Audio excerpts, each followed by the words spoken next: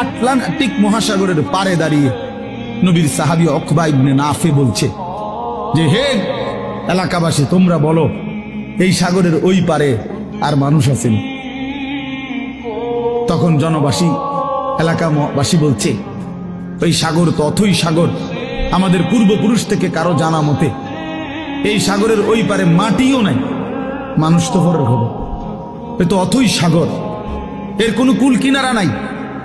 হযরত উকবা ইবনে নাফে 22 বছর বয়স্ক সাহাবী, পুরো আফ্রিকা বিজয় করে এই আটলান্টিক মহাসাগরের পারে দাঁড়িয়ে নিজের ঘোড়ার 2 পাও ভিজাইছে, ঘোড়ার পাও পানি, সাগরের পানিতে ভিজাইয়া এরপরে আল্লাহকে বলছে, আল্লাহ তোমার বান্দারা সাক্ষী দিছে সাগরের ওই পারে নাকি কোনো মানুষ নাই, এই জন্য আমি থেমে গেলাম।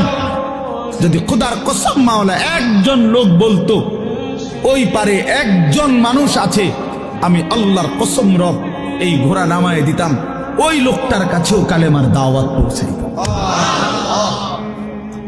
একজনের জন্য আমি সাগর পাড়ি দিতে রাজি আছি, কিন্তু কেউ তো বলে না, আর কোনো লোক নাই, এজন্য থেমে গেলাম।